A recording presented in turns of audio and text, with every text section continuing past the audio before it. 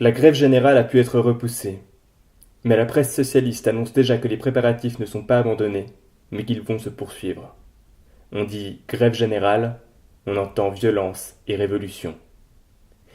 Ces derniers temps, dans les milieux agricoles, nous avons souvent évoqué la question de savoir comment la propriété et la sécurité des citoyens pourront être protégées en cas de grève. On présume que les grévistes se rendront à la campagne et réquisitionneront des vivres avec violence. Les gens sont organisés. De nuit, des colonnes expéditionnaires à vélo et en auto peuvent envahir les villages. De toute façon, les fermes et les villages proches des villes et des localités industrielles sont en danger. Il en va de même pour tous les dépôts de vivres dans les villes et notamment de ceux de nos coopératives agricoles, laitières et autres. Ce qui s'est passé à Bellinzona se reproduira. Il a été proposé d'organiser une garde civique. Je doute que cela ait du succès. Mais par ailleurs, l'État et la bourgeoisie seraient bien sots d'assister passivement aux préparatifs des révolutionnaires. Il me semble qu'il est du devoir de l'armée de donner les ordres nécessaires. Je me permets donc de vous communiquer quelques suggestions. Dès le déclenchement de la grève générale, dans toutes les zones de danger, la Landsturm devrait être mobilisée pour protéger les villages et les fermes. Pour que cela fonctionne bien, dans chaque commune, un commandant local devrait être désigné, qui puisse prendre le commandement jusqu'à ce que les unités militaires du district se soient organisées sous une direction unique. Il est très important que toutes les régions disposent des munitions nécessaires. Dès le début de la grève générale, il faudra aussi contrôler les routes qui mènent au centre de grève et ne laisser passer de nuit que les personnes autorisées. Pour ce qui est du maintien de l'ordre dans les villes, je me suis déjà permis de rendre attentif au danger que peut représenter l'occupation des arsenaux par les révolutionnaires.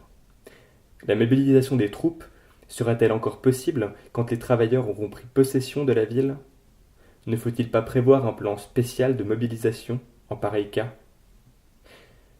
Il faut aussi établir dans chaque ville un inventaire et une carte de tous les bâtiments qui devront être occupés militairement dès le déclenchement de la grève. Casernes, arsenaux, bâtiments officiels, postes, télégraphes, centrales téléphoniques, gares, dépôts de vivres, moulins, coopératives agricoles, etc. Mieux on aura préparé le maintien de l'ordre, plus vite on pourra prendre des mesures et plus vite les révolutionnaires devront admettre leur défaite, donc moins de sang coulera. N'oublions pas les morts. Si la victoire de l'ordre est à ce prix, le risque d'une répétition de ces incidents augmente. Mais on peut éviter par une préparation correcte que les révolutionnaires prennent le pouvoir, ne fût-ce que pour un temps. Si le mouvement est réprimé dès son apparition, l'expérience sera une utile leçon pour tout le monde. Les mesures proposées doivent servir en premier lieu à empêcher le sang de couler et les dégâts matériels. Point n'est besoin de préparatifs pour écraser la révolution. Les bataillons et les divisions de Suisse romande mettraient fin au pouvoir de la populace. Mais on ne devrait pas en arriver là. Le mouvement doit être étouffé dans l'œuf. En recommandant ces propositions à votre attention, je signe avec l'expression de ma haute considération. Votre dévoué, Ernst Laure.